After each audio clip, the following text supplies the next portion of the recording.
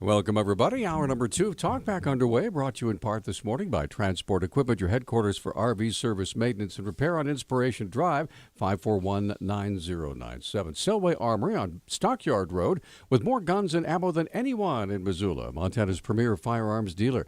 And by Diggett Excavating, as they bring 30 years of excellence to every job. Just give them a call at 214-4292. The views and opinions expressed on Talkback are not those of the staff, management, or advertisers. Okay, we are shifting gears a little bit, although we did talk a little bit about this with Senator Steve Daines when he was with us at the just at the top of the hour, the 8 o'clock hour. A little bit about energy and what's going on. Bob Seidenschwartz joining us here in studios. Dr. Bradley Layton also here with us this morning. Brad, good to see you again. How are you, sir? Great seeing you, Peter. Thanks for having me. You bet. So, Bob, what's on the menu today? Well, this is really kind of a continuation of where we left off yesterday with our discussion on energy. Dr. Layton is, and please help me here, are you a professor at the University of School of Technology? That's right. My title is the Director of the Energy Technology Program. I'm an associate professor at Missoula College, which is one of the colleges at the University of Montana here in Missoula. And you have expertise. You've been on the show before talking about alternative energy, some of the dynamics that are starting to change and take place within the industry. So where we left off yesterday, and I think where the conversation is germane, is that we were talking about disruptors, things that happen that we don't see coming, but become very significant in terms of what it does, in terms of usage, demand, and changes taking place within this energy complex. So what I'm going to ask you is first, give us a little bit of an update in terms of, say, over the last year to 2 years, what you've seen changing and happening within the alternative energy industry. Sure, that's a great place to start, Bob. So just to tell a little bit about our program, we teach all renewable energies. So we do solar thermal, wind, biomass, geothermal. And I think what we're starting to see is these industries are actually starting to approach some of the Montana utilities with the power lines in place because, as we know, the energy density of coal, oil, natural gas is just hands down greater than the renewable. All right, so I'm going to ask you to explain something because the terminology we're going to use, we understand, but not necessarily our listeners. Sure. When you say energy density, please explain that in terms of what it means, because that's actually quite significant. Yeah, great. That's I have a lot of density right here, so I need to have some help breaking through there. Well, yeah, and this is something, I actually started as an engineer about 12 years ago to try to figure out, why don't we do more renewables? Why don't we just see more of that and get energy security? Well, when you start doing the math, like a barrel of oil, which I think you talked about a day or two ago, a barrel of oil is about a quadrillion times more energy dense than a barrel of sunshine. And so that's one way to think about it. The same thing is like, a cubic meter of oil. Well, go ahead and, set that on fire and see how much energy you get versus a cubic meter of wind sort of blowing past you. It's There's no comparison. There's no comparison. And that's why we've been going after these very energy dense sources for so long. So that's kind of the fundamental issue here with a lot of the renewables. There's a perspective from a lot of us, myself included, on many of these energy endeavors that at this point they're not really sustainable, even though they're called sustainable. They're funded by all kinds of extra resources to make them work in practice, especially things like wind, for example. So I was hoping you might be able to educate me on this. At this point, are we reaching the point where they are fiscally sustainable, or are we still subsidizing these to make them work? Yeah, that's a great question. And the word sustainable, a lot of times you'll hear the word alternative, then you'll hear the word renewable, then you'll hear the word economically sustainable. Economically sustainable, right. The one issue with the extractive industries is that they tend to go on this boom and bust cycle. So someone will find a pocket of oil, and early on, it's easy. You sort of, remember the Beverly Hillbillies, and it's just coming up out of the ground for free. Eventually, it becomes more and more expensive to extract it as the pocket dries up or whatever. The same thing is true with coal. The same is true with natural gas. So you get these sort of economic waves with the extractive industries. Things like the sun, we can predict that, even though that comes in waves, you can predict that over longer periods of time. Same thing with the wind. You can do a study and look at that. Until they're coupled with storage, and I think we'll talk about storage here in a little bit, the economics can be a little more challenging, especially when we look at the transmission issues in Montana. So, yeah. Sorry. I still don't think I have an answer to my question. So I want to know, Yeah. if I build a wind farm in Montana, Sure. right? Can that thing exist and make a profit and produce energy? Or can it only exist with subsidized efforts from outside federal government, state government to make it work? Right. Okay, I'm with you on that one. Most of these things, I mean, all energy technologies take some upfront capital. And when we do the return on investment, so for example, let's just take a rooftop solar, for example, that might cost $10,000 upfront. And here in Missoula, where we get 4.4 hours of sunlight on average, the payback is about 10 to 15 years. And the system is going to last about 30. So the answer is yes. But a lot of times the renewables, the payback is longer than most capital investors are willing to wait. So the answer is yes, but... So the ROI is 30 years? Well, the ROI is more like 10 to 15. It depends on the region. It depends on the region, Yeah. too. It can be much quicker. I'll give you another example, John. So we actually put in a bid on the island of Antigua to do a solar installation. We were going to put in a 1 megawatt array. It was going to be $5 million, so $5 a watt. In Antigua, they pay $1.25 per kilowatt hour. Here in Montana, we pay a dime.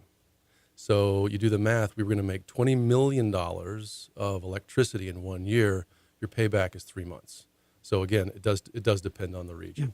Okay, we're up against a break. 721-1290 is our number. Dr. Bradley Layton joining us from Missoula College, talking about renewable energy. I gave you a news story here that I'd like you to comment on when we get back about the folks who are going to be, they will be displaced coal workers and fossil fuel energy workers over the next 10, 20, 30 years. And people are throwing up their hands, oh my gosh, it's the end of the world, what's going to happen? Well, there may be an opportunity for them to be a part of this, what's coming. So we'll talk about that when we come back. We'd love to have your phone calls this morning, 721-1290. We'll be right back. Hey, thanks for joining us on the Thursday edition of Talk Back. I'm Peter Christian. John King is over there. Bob Seidenschwartz. Bradley Layton joining us from Missoula College. Dr. Bradley Layton. We're talking about renewable energy sources. And I showed you this news story, Brad, about folks who are involved right now in the coal industry. Colstrip, Steve Dame was just here. Said we're going to be losing 700 jobs, thousands of tax dollars going to schools, universities, libraries, you name it. I mean, there is a massive shift coming, and it just seems like forgive the term, the train is on the tracks and it's already left the station, as if the fate of Colstrip and all these The train is off the tracks, rather, in this case. Well, you know what I mean. And the fact that it's coming, and we have to do something to try to face it rather than yearn for the good old days. Sure. So am I wrong there or not? No, it's true. It just a lot of times you'll be driving back and forth the Bitterroot, and you'll see these mothballed coal cars sitting there, and There's hundreds of them. there are.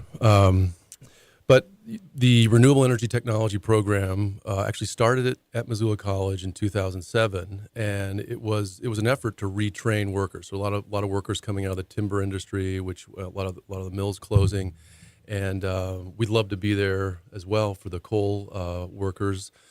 I was just out in Colstrip a couple weeks ago, and at the Economic Development Office, and people are just beating down their doors. There's people showing up with biomass, with geothermal.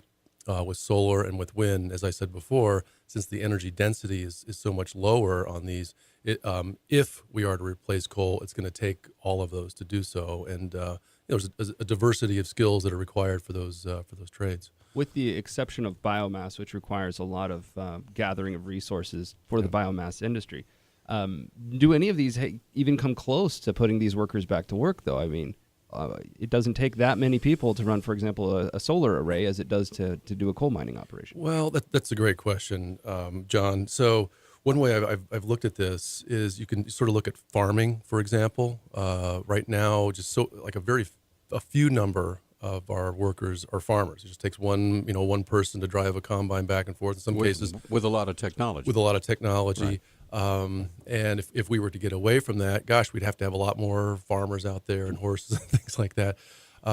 I see that happening with wind, solar, biomass, and geothermal. The construction jobs are still there, the welding jobs, the manufacturing jobs. Yeah, once it's up and running, you don't need as many people, maintaining these technologies. So your point's well taken. But as we develop these, the jobs are there for building the facilities. Well, Bradley, there's always been dislocation when you have disruptive technologies. That's just part of history. It's part of economics. Sure. So if you're talking about Montana, which has wind farms, it's not the same in West Virginia, which doesn't have wind farms. So coal industry is a significant part of that part of the country. And what we hear is a lot of talk, especially from the political spectrum, well, job retraining, but I don't hear specifics. Now, maybe it exists. Maybe there are programs in place that they can point to that actually show results in training people. But until I see that, until I see something tangible, it's not that I don't doubt it will happen, but I want to see something meaningful. Are you actually seeing specific programs? Sure. Well, so my program, for example, I've graduated 75 students in the last 6 years, and I've got 2 of them. One's working in Nebraska in the big wind field. He just emailed in yesterday and said he would take this renewable energy job in Montana, but he's making too much money down in Nebraska. I've got another student who came out of the Iraq War, who's now working at Judith Gap as a wind farm technician. So he had a lot of experience in heavy equipment and young and good enough shape to run up and down the turbines. My program is also online, so I've got students installing solar panels right now in California, just right here in town, SATIC, USA. I've got my graduates sitting at desks designing. You said 75 students graduated? 75 students All right, graduated. so how many of those 75, other than the couple you mentioned, are gainfully employed in what they studied in some capacity? Sure. I'm going to guess about 30 to 40, Bob. Okay. A lot of them, like I said, were the timber workers, and a lot of them graduated from my program, worked for a couple of years, and then retired. So, a lot of them were kind of near that retirement age anyway. But I was like, I want that 2-year retirement job. Hook me up. No, but the ones that came through, got their degrees, they're out putting solar panels on roofs. I've got another student who works at McKinstry, and so she's got a desk job, and what she's doing is energy efficiency modeling. So if your heating bill is high, your windows are leaky, your roof is in bad shape, they'll come through and pinpoint the places that you can do a energy efficiency retrofit. So the number of jobs are quite diverse. We're going to take a phone call. You've got your headphones on. So, Sure. Catherine, you're on with Bradley Layton and Bob Seidenshorts. Hi. Yeah, good morning. I wanted to ask you about mining jobs for the resources to develop and to build the solar and windmills. I was wondering if Montana is looking into developing the mining resources to do so. Sure. Well, that's a great question, Catherine. One controversy that comes out of the wind industry sometimes is that rare earth metals like neodymium are mined. A lot of those mines are in China. I don't know if Montana has neodymium reserves or not. For solar panels, the elements are typically silicon. There are also some germanium based solar panels, but again, I don't know if there are germanium or neodymium mines, but those are some of the more exotic materials that are going into these renewable energy technologies these days. It's a great question though. Gold is used a lot as a conductor, and I know there's still plenty of gold in the ground. Copper also is critical. So those are 2 elements that would be viable for mining in Montana for supporting the renewable energy technologies. So, Catherine, do you have any additional questions? She's gone. She's gone. Yeah. We've never had that before with just the one question from Catherine. Actually, I hung up. So, Catherine, if you have another question, call us. I just thought you were done. So, if you have another question, Catherine, lines are open, 721-1290. Anybody, actually. This really affects Montana, as Senator Daines said when he was here. Montana, over the last 100 years, has been known as he said, the treasure state, because underneath the ground, there's gold, there's silver, there's coal, there's oil, there's all sorts of things. It's the treasure state, and now that extractive industries are basically panned by most progressive folks, they don't want. For instance, people don't even want coal cars going through their community. They don't want the oil cars going through their community. They're afraid of something might happen. They might breathe some coal dust or whatever it might be. So.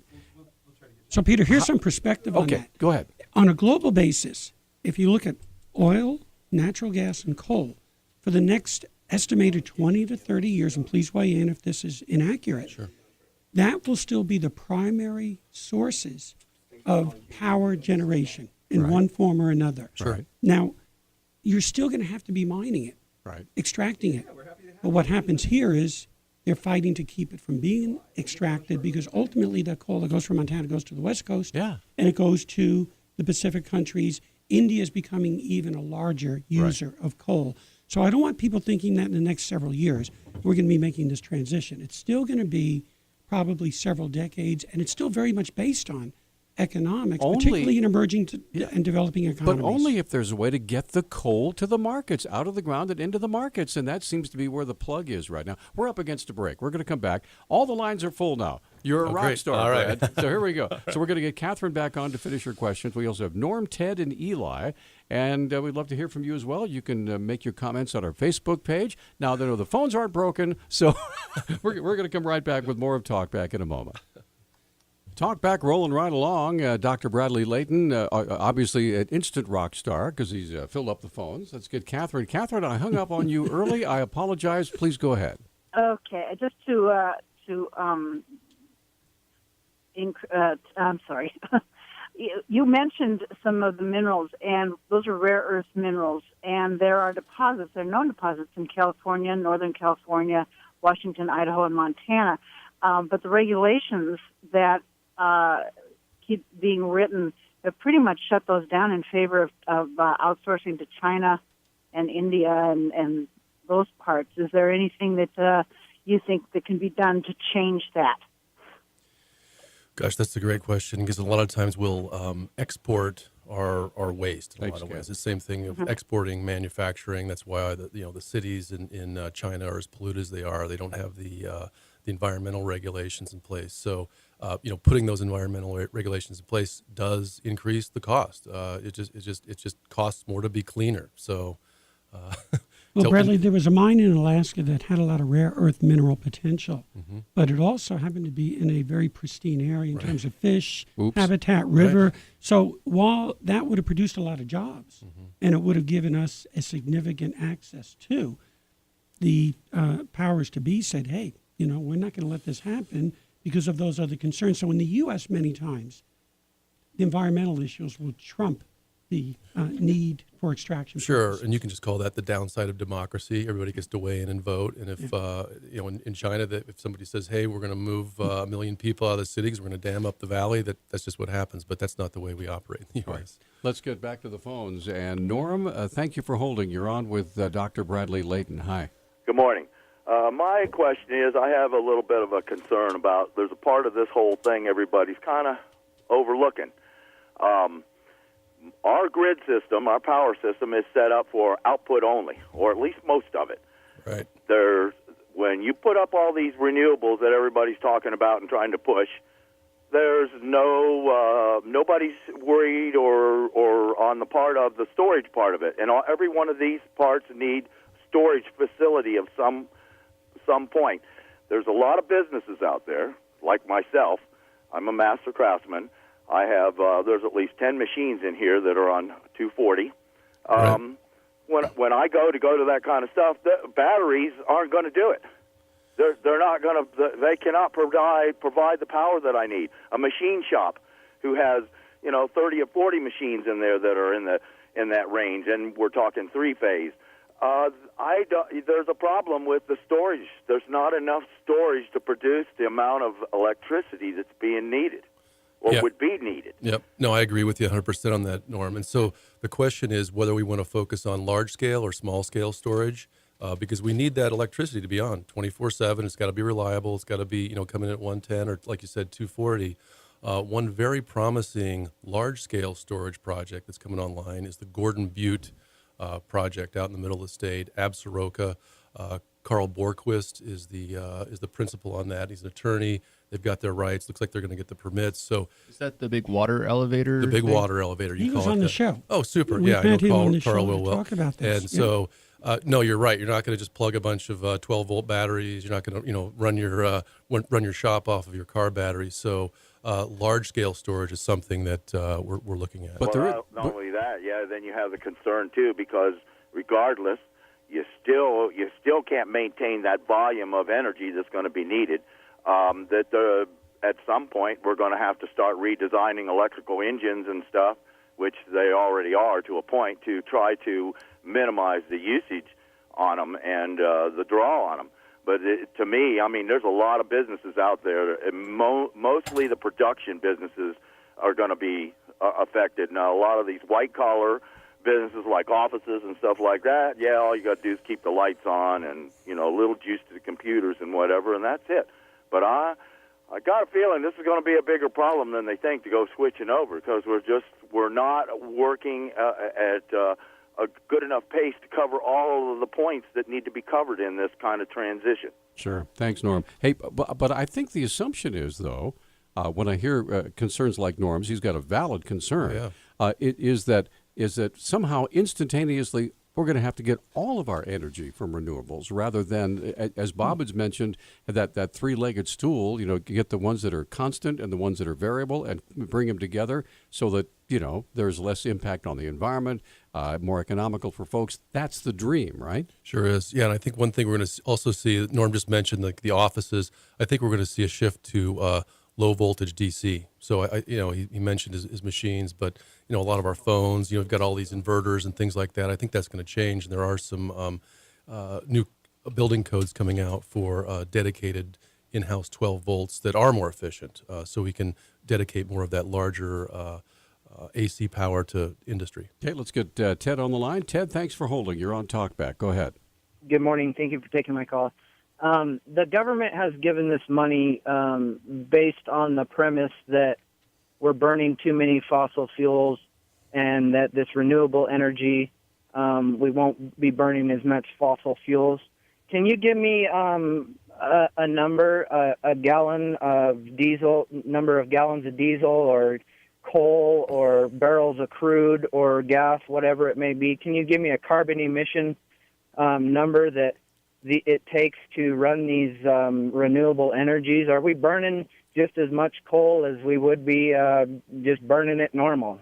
Thank you very much, Peter, for taking my call. Take care. Thanks, Ted. Yeah, no, that's a great question, Ted. Thanks for calling. And one thing you might try doing is if you go online and you Google Bradley Layton 2008 energy paper. I actually compared these in energy densities. So right now, humanity burns, it's 500 exajoules per year, and about 85% of that comes from fossil fuels. So every time you set a piece of coal on fire, or gasoline or coal, oxygen from the atmosphere combines with a carbon atom inside that fossil fuel, and what you get out is CO2 and H2O. That's just physics. There's no way around that.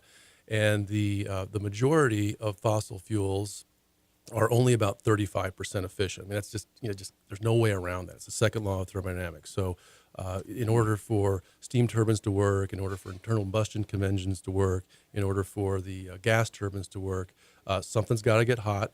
And every time that happens, the CO2 comes out and the H2O comes out. Now, you pulled it up on the website. Super. Yeah, so if you want some bathroom reading material, I just posted Bradley's article here, a comparison of energy densities of prevalent energy sources in units of joules per cubic meter. There it is. You can read the whole thing for yourself. It's on our Facebook page. We're going to take a quick pause. Speaking of bathroom reading, we're going to take a quick pause. And we have Eli and Alan, and we have two lines open. Dr. Bradley Layton. That is, by the way, the most energy efficient way to read. So you're doing at least two things at once. Okay. We'll be right back. I can verify that. All right, we are back. This is Talkback. John King over there, Bob Seidenschwartz joining us here in studio, Dr. Bradley Layton from Missoula College. We're talking about renewable energy and what's going on in the forefront here. And let's get back to the phones. They're still staring at Dr. Layton's article there. So anyway, let's get Eli on the line. Eli, thanks for holding. Go ahead, you're on. Good morning, gentlemen. Thank you for your great conversation. You were discussing earlier what to do about the folks that are losing their jobs due to transition in the economics of energy. And, I mean, it should be a no-brainer, but the infrastructure of this nation in terrible shape, no matter what way you want to look at it. Yep. And for all the politics and all the money spent by our government, very little of it's being put back to work in terms of infrastructure. And if there was just a comprehensive retooling of America from the grid to, I live in rural Montana, and the only way I can get internet is with a satellite. Years ago when they came up with electricity, they put together a program and wired every home in America for electricity, no matter where they were at. And if we just dedicated a portion of our vast wealth, whether we're borrowing it from China or what, and put it into roads, bridges, highways, and a new electrical grid that did have an indoor and an outdoor, you'd put a whole bunch of people to work, and you might even make it possible for some business development and retooling of manufacture and all kinds of things. Well, let me ask you this, Eli. Where do you think that massive amount of perhaps trillions of dollars would come from? Well, over the years, if you look at the budget of the United States of America, the thing nobody ever wants to talk about is the amount of money that's been spent and consumed by the military-industrial complex, the amount of money we spend supporting Saudi Arabia, who is actually the biggest exporter of Sunni wasabi terrorism in the world, the amount of money we spend throughout the world. If we took a small percentage of that and dedicated it to infrastructure, we could still be the strongest nation in the world. And, we might be able to build our own bullets rather than have to import them from France when we have a war. Gotcha. So, there's money there. People just got their heads in the sands, and the priorities are mixed up, and the powers that be that actually control the economic spending of this country don't want you to really look at the truth. That's my point of view, but that's just a comment. I'm going to let you guys respond. Thanks for your call. Gentlemen, so what do you think about what Eli said? Well, Eli, I think you're on the right track with a lot of things there, and you're speaking along the lines of some other, big thinkers in this field, and the name of the author is escaping me right now, but there's a American academic from Columbia University who's gone and tried to retool a lot of other countries' economies in a very similar way that you just discussed, and he said, just take some of the money that's spent overseas on the military and focus more internally on rebuilding our infrastructure. Absolutely. It's a great idea. All right, let's get, actually, we're about 1 minute away from a break, so let's get Alan on. Alan, go ahead. What's on your mind? Well, I would like to have the professor address a little bit about what this is going to do to the cost of electricity, primarily from the fact that right now our sources are large power-producing plants. But as we go to the alternative or renewables, as they call them, which they're really not, but anyhow, as we go to this, the sources are going to have to be more numerous because the outputs from each of these new sources is much less than the output of the current sources. And so we're going to have to increase the sources into the grid. We're going to have to wire those sources so that they get into the grid, and all of this is going to have a major impact on the cost. What's going to happen to the cost of our electricity in the future? Well, that's a great question. Thanks, Alan. Yeah, and that gets back to that energy density problem, and you are going to need more of these renewables or inexhaustibles or sustainables, however you want to talk about them. One thing that doesn't frequently get addressed, and that's the cost of carbon. It's the cost of pollution. So when we look at sea level rise, and like nobody really wants to see Miami disappear. No one wants to see Manhattan disappear. So some of the climate models that are out there say we're going to start losing some really valuable real estate if we keep pumping carbon into the atmosphere. You can debate this, the whole climate change. Is that why Louisiana's underwater right now? Is that why Texas is flooding, et cetera, et cetera? But when that much energy goes into the atmosphere, it's kind of, what goes up, what must come down somewhere. So there's an economic loop there sort of tying back to valuable coastal real estate, and what does that cost? That's another question that we need to address globally. We're going to come right back. Just Time is rapidly flying by, folks. If you want to visit with Dr. Layton, he's going to be here till 10 o'clock this morning. Agree, disagree? Let's get the conversation moving. We'll get Jim on the line. We have 3 lines open at 721-1290. Hey, we're back on Talkback. 721-1290 is the number. We have Jim and Pete standing by. We'll ask you guys, hold on just a minute. Go ahead, Bob. All right. Off the air, we were having this conversation that John and Bradley were discussing. There's no shortage of resources. There's no shortage of money. There's benefits to global warming. There's negatives to global warming. As I said, I'm sitting in Marin County sipping my $100 bottle of wine. I can afford the increase in electricity. Yep. The guy in Central California is going to have a problem. So one of our issues is how we frame these questions, how we intelligently debate these questions. So please, your comments. Yeah. Well, there's a thing just called energy poverty, and the same thing as food poverty, when a certain fraction of your income is devoted to getting your energy, to getting your food, that becomes true poverty. And it's true, Bob. When the absolute base cost of electricity rises as a result of changing our energy sources, it's not going to affect the rich, and it will absolutely affect the poorer people. Actually, energy poverty is a great one to talk about, especially in Montana, where a cold winter can really hurt your budget. I did a story yesterday where the Lolo public school system is hoping for a warm winter because if it's cold, they won't be able to afford their part-time nurse. Oh, wow. Yeah. I mean, so it's a real issue for some of us. I guess I was wanting to ask you, I know you deal a lot with costs, Bradley, Sure. right? And the cost of different energies. And a lot of people try to say, hey, when we're looking at the cost of coal or the cost of natural gas, we're not calculating the negative effects of global warming into that cost.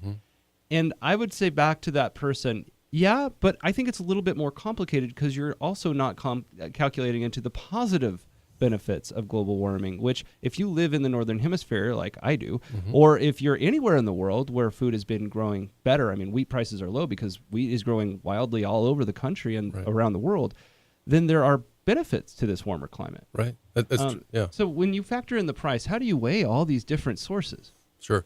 Well, in the same thing, you could also say that large construction companies want a natural disaster to happen so they can come in and rebuild the infrastructure. So in any kind of change, there are going to be winners and there are going to be losers.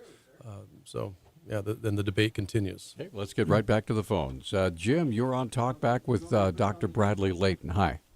Good morning. I got 2 observations and then a question. Okay. One, this is not brought about by democracy. This is all brought about by an edict from the king. The next thing is I'm concerned that if we start capturing too much CO2 out of our air, we are going to lose our plants. We lose our plants, we're going to lose our oxygen. Guess who breathes oxygen and guess who breathes carbon dioxide? Well, I think the king does that too. Okay, and then next, my question is, how is CO2 a greenhouse gas when it only absorbs 2% of irradiated heat? I need somebody, I've been asking this question for many, many years and nobody can answer it. Prove to me that CO2 is a greenhouse gas. Okay. So thanks for the call. So Dr. Layton. Sure. Yeah. Thanks, Jim. That's a great question. And we do cover this in the first couple weeks of my NRGY 101 and 102 courses. We've got a couple really good textbooks, and the physics are pretty well understood at this point. So, look out your window right now and you can see a variety of colors, on your landscape, reds, blues, greens, etc. What's not coming into your eyes are X-rays. You can't see gamma rays. You can't see radio waves. You're hearing us right now over the radio spectrum, but you can't see it with your eyes. We've got technology to do that. The same thing happens. So when sunlight comes through the atmosphere, it actually penetrates all of those gases. Very little of it is absorbed. It hits the planet. Planet Earth also radiates. We're radiating at a much lower level, but that radiation is much longer wavelength frequency. And so just as you can't see through walls because light cannot penetrate walls, there are certain frequencies of radiation that cannot penetrate carbon dioxide. So that's the basic physics behind it. Go ahead. Is that percentage high enough to qualify as a greenhouse gas? Because certain types of waves can barely penetrate anything, right? Sure, absolutely. Yeah, and so the term is just called radiative forcing. And so the sun hits the planet at the very top of the clouds at 1,340 watts per square meter. So just a matter of, imagine 13 100-watt light bulbs on every single square meter above the clouds. Comes through the atmosphere, and by the time it hits the Earth, it's more like 1,000 watts. So from there, go back to your initial question. So the initial question by the caller, Yeah. what he was having a problem with is, Yeah. everything can block certain frequencies, but you have to have a certain percentage of blockage for it to be considered a greenhouse gas, where it actually bounces back to the Earth and warms the Earth, right? That's the whole idea of the greenhouse gas. Yeah. Thanks for getting me back. And on so track. my question, and his question, I think originally was, can you tell us why carbon dioxide is considered in that percentile, even though it only blocks such a small amount of frequencies? Right.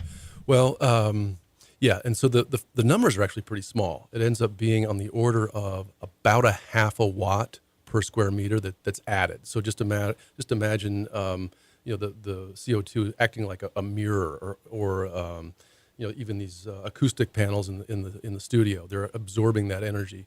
It is small, but it just same thing as your interest rate in your bank. Would you rather have take 0.5% over nothing? Well, and over time it does accumulate. Are we focusing on the wrong type of emissions? Or is the carbon really the... To get to the heart of the question, Sure. people feel like controllers, people in power, want to mandate laws over carbon dioxide, and they're just reaching for it because there's other stuff that they should be focusing on, but they're not, because this is something political that It's they a can get. low-hanging fruit. Yeah, exactly. Well, I mean, we've already taken care of to a large extent, the NOx problem, the SOx problem with our catalytic converters and our filters. But CO2 is one of those. It's like you said, Jim. It's out there. Plants need it. It's very stable. Carbon dioxide is very stable, and it stays in the atmosphere for a long time until it finds its way into a plant, something that's actually doing photosynthesis. So it's out there. You can think of it as a food for plants, and it just it sticks around, and it's climbing just like your bank account does. The issue is that you end up with a positive feedback cycle where. Anyway, go ahead. No, we're up against a break. Sure. I'm sorry. I'm the commercial sheriff. So we have all 4 lines of humming. So we're going to try to get as many calls in as we can. This is fascinating information. We'll be right back in 1 minute. So we know what it means. We're having way too much fun here in the studio. All right, talking about the end of the world as we know it. Anyway, but first let's get. That's REM, which is something like ELP. Good reference, Bob. Way to go. We have we actually have a radio talk show going here. So Pete, you're on Talkback with Dr. Layton. Go ahead. Thank you. Just 2 brief comments. Number 1, we do have a lot of rare earth deposits that are readily accessible in this country. One of the major ones is just south of Darby. Oh, wow. Okay, good. And it's not the availability, it's the refinement of that product. And we only have one refining facility. That's in Nevada. Okay. The second item is it is a political issue that we're attacking, and pretending it's science. We're attacking the CO2 in this country. When, for example, let's use our coal. Coal-wise, we have a relatively clean coal with regard to sulfur content. That's We're right. barring that from leaving the country to go to the Asian. And where's it being picked up? From Australia and South America, where it's not near as clean, and it's blowing back from Asia to us. Yep. I mean, we're just shooting ourselves in the foot.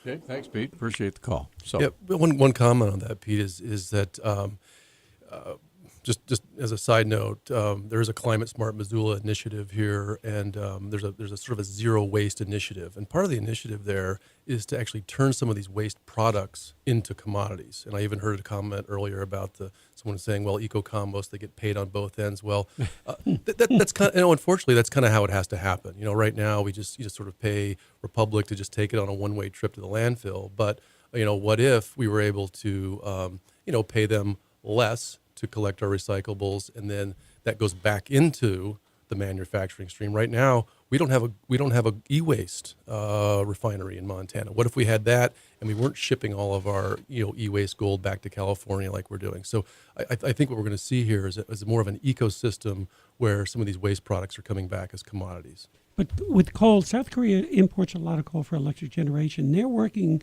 diligently on technology to clean up their coal. Yeah. So if I'm talking to you, you're an environmentalist, are you going to be even willing to listen to me when I say that we have this resource, it's in our backyard. Can money be put towards making coal a cleaner energy usage? Or do you not even want to hear that discussion? Well, I think there are people that don't. But one thing, I've been working with some long-term timber guys here in the state that have worked in the coal industry, and we've actually approached Colstrip and say, hey, we've got a filter technology where we can bring in some of those emissions and actually keep them out of the sky. And just like I said a second ago, turn those waste products back into commodities. So I'm not going to go into all the details. Real quick, what is the commodity you make from coal dust? So if you go on, Sigma Aldrich, so coal dust actually's got very low toxicity. So there's titanium dioxide in there. There's sulfur. Tell that to Missoula City Council. They think that the dust on the ground is going to kill us all. Well, you would not want to go and just take a big drag off of off of coal dust either more than you wouldn't want to take it off of one of your diesel emission pipes. But the particles themselves, the silicons, the iron oxides. If you go into Sigma Aldrich right now and look at some of the commodities for some of these nanoparticles, they can actually become quite lucrative. The markets aren't really there, but the sort of the dollars per pound are quite high. All right, let's try to get one more call in. Candy, we have like a minute and a half. Go. Okay. I was reading over the budget, and this pertains budget for the county, and I was wondering, since I don't see solar energy panels on the courthouse, it says that one of the situations with the courthouse that they are getting paint, new trees, and heated sidewalks. And I was wondering what the cost would be to heat the sidewalks around the courthouse grounds. Wow, interesting. Thank you. Okay, thanks. So, any idea of it? Well, yeah, one thing that I would love to see happen here in Missoula would be a distributed thermal. So, summers get hot, and it would be great to see some of the underground infrastructure actually storing heat underground rather than, say, heating them with natural gas. And that's happening in Europe. So, if we could come up with some cool technologies, I'd love to see that. Sapporo, Japan, where I used to live for a while, they had heated sidewalks throughout the whole downtown. Oh, yeah. Stored thermal, I believe. Yeah. All right. So real quick, we have like, I wish we could get one more call in, but we don't have time. We have 1 minute. Okay. So if folks want to find out more about your work, Dr. Layton, where can they go? What can they read? Aside from the bathroom reading that John brought. Yeah, that was a great one. So I've had a couple other papers come out recently, and it's pretty easy to find me online. Just Bradley Layton, Energy Technology. Another paper I want to direct our listeners to is Schramsky 2015. So that's SCHRAMSKI. It's another kind of a global image on that, but and we'd love to see you over at the Missoula College. I'm just right there at 909 South Avenue. By the way, when are your new digs going to be ready? Well, we just had a nice meeting with the dean yesterday, and it sounds like we're going to be packing things up this fall and really? Moving in the spring. Wow! Yeah. I bet. Are you excited? Very much. Yeah. Really All right. looking forward to well, it. Dr. Layton, thanks for being with us. Bob. Always a pleasure, sir. Good to see you, Bob. And thanks to all of our callers this morning. You proved that our phones aren't broken. We appreciate that. And you guys have a great day. And tomorrow is open phones from 9 to 10.